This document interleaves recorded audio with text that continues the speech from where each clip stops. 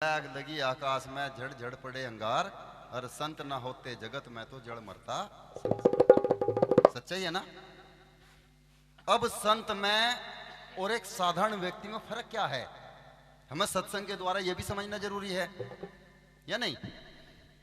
ऐसे ही सत्संग हुआ करता था, सतगुरु महाराज उपदेश करते थे, और भाई अपने अपने गुरु की सभी बहुत ऊंची बात बताया, मेरे गुरु तो गम के भेदी हैं, चाहे उसे पता ना हो यंत्र पड़ो तो लोग रस्ते का भी भेद दिया गम का है सब। और होना भी चाहिए, हर शिष्य का यही उद्देश्य होना चाहिए। सत्संग हो रहा था, सत्संग होते होते अब एक व्यक्ति आप जैसा ही साथ उस रास्ते से रोज आता था। एक औरत उसको वहां देखा करती थी, ध्यान से सुनना, रोज उसको देखती थी जब वो जाता था। एक दिन उसने रोक लिया, भाई एक बात बता, तू जा कहां सी?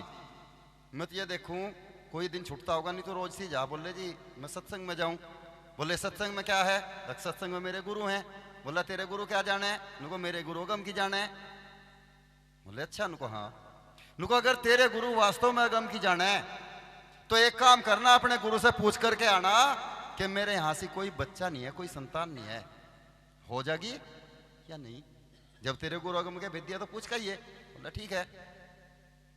वो वहां से चला, आगे निकल गया, सत्संग में आ गया। ऐसे ही महाराज बैठे हुए हैं अपने मंच पे, आरती हुई, आरती होकर सहज सहज गुरु जी के बराबर में लगा।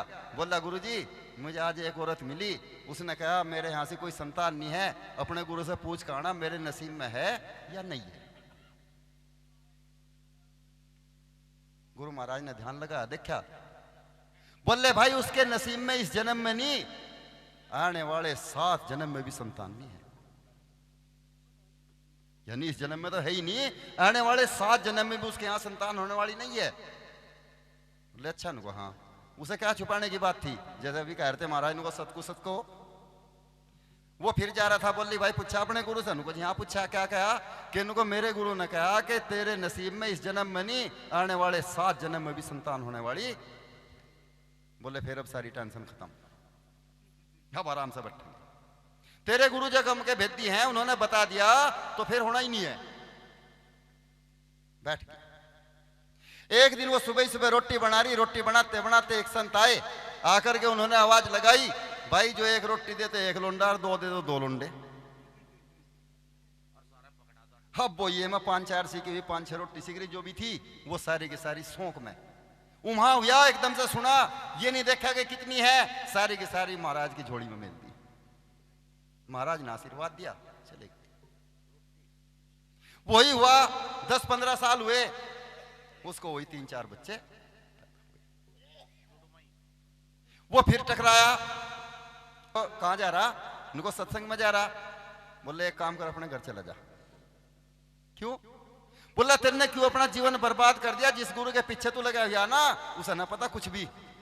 अगर कोई मुझे कह दे इस बात को, जिस समनदास के पीछे जीवन बर्बाद कर दिया, तो ठेस तो लगेगी। बोले क्यों? नुको तेरे गुरु ने मेरे बारे में क्या कहा था? नुको उन्होंने कहा था कि तेरे नसीब में 7 जन्म भी संतान नहीं है। बोला देखे 3-4 है, मेरे ही हैं, किसी और के नहीं है। अच्छा। नुको हाँ, ठेस तो लगी। सत्संग में गया, फिर वही सीन तो रह गया। आरती हुई, जाकर बैठ गया गुरु के पास में। बोला गुरु जी हाँ बहुत झूठ बोल लो, आपको ना पता कुछ भी। बोले क्यों? बोले तुमने कभी कहा था, मैंने एक औरत के बारे में आपसे पूछा था और आपने कहा था उसके नसीब में 7 जन्म भी संतान नहीं है, लेकिन उसको 3-4 ही जन्म में हो गए। गुरु ने ड्रामा भरा। बोला भाई मैं मर गया। बोले गुरु जी हुआ क्या? बोले होने वाने का नहीं पता, मुझे अगर याद में एक कटोरा खून और मांस मिले तो मैं जान बचा नहीं बचती। अच्छा। पुराना सत्संगी था, जैसा मार साध बट्टा, क्या नाम है, देवराज। कटोरा उठाया, भाग गया देवराज। भाई गुरु की जान बच जाएगी यार, मेरे गुरु की जान बच जाएगी, एक कटोरा खून और मांस है। बोला पागल है, ये सिर्फ कहने मात्र की बात है, ये सच्चाई है। नुका गुरु मिलन को चालिए शीश दीजिए दान, और शीश दिए जो गुरु मिले तो भी सस्ते जान। अगर एक कन्नो उंगली मांग लेना, सबसे पहले मेरे जैसा टाप मारे। गुरु ने तो मांगा था, भाग्य गया, देवराज के धोरे गया, देवराज ने साफ टाड़ कर दिया, मैं नहीं देने का। दूसरे के धोरे गया, तीसरे के धोरे गया, कुल मिला के शाम होगी। शाम होने को भाई किसी ने नहीं दिया। जब नहीं दिया वापसी थका हुआ हारा थका चुपचाप आ रहा। आते आते गांव जैसे ही निकला, गांव के पास आया, आने के पास मैं देखा एक साधु बुजुर्ग वृद्ध साधु झाड़ियों में पड़ा हुआ। बोले भाई क्या बात है, क्यों हैरान है, क्यों परेशान है? उनने देखा उसे, बोला भाई कर सके काम कोई हो, 1-2 दिन का ही मेहमान है, ये दे सके। बोले भाई क्या बात है? बोला जी मुझे 1 कटोरा खून और मांस चाहिए, मेरे गुरु की जान बच जाएगी। बोला नु बता गुरु जी ने मांगा कहां का? बोला ये नहीं मुझे कहा। उस वृद्ध महात्मा ने अपने पूरे शरीर को छलनी छलनी किया और छलनी छलनी करने के बाद में उसको खून का कटोरा और मांस का भर के दे दिया, जा गुरु की जान बचा। गुरु तो ठीक बैठे थे। बोला गुरु जी लो। बोला लिया है? नुको हाँ। किसने दिया? नुको एक झाड़ियों में पड़ा, बस 1-2 दिन का ही मेहमान होगा, उसने दे दिया भर के। बोला मैंने क्या कहा था? बोला जी नु कहा था ये आदमी का 1 कटोरा खून और मांस चाहिए। बोला फिर तू गधा था, तू गधा था क्या? अगर तू मेरा शिष्य होता, मेरा चेला होता तो वहां ना भाग्या फिरता, अपना काट कर दे देता। सोच मैं उसके वचन को कैसे काटता जिसने मेरे भरोसे पे ये कहा था 1 रोटी देते 1 लोंडा, 2 देते 2 लोंडे। उसका वचन नहीं काट सकता क्योंकि वो मेरा शिष्य है। हम बिना परखे किसे कह रहे? बाणा पहरा, ढिगड़ा पहरा, लटा जटा रख ली, किसे कह रहे हम? धन्यवाद भाई। हम पहले परख तो लेके, हमारे पास में परखी है।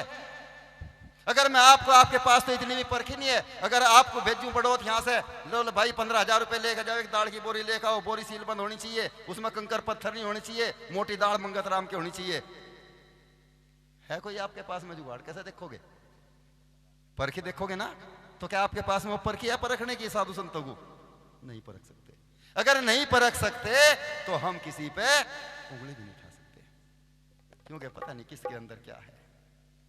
बुरा मत मानना, मैं ये कहता हूं कि बाणियां बहुत प्रकार की, जिनका आदि ना अंत, हर जो अपने मतलब की उसका कर साथ। पानी तो बहुत है। रही बात इसकी, नुका बाणी तो पानी भरा, चारों वेद मजूर, और करनी तो गारा करे रहनी के घर। वो चाहे साधु संत के लिए हो या गृहस्थी के लिए हो, रहनी के घर बहुत दूर है।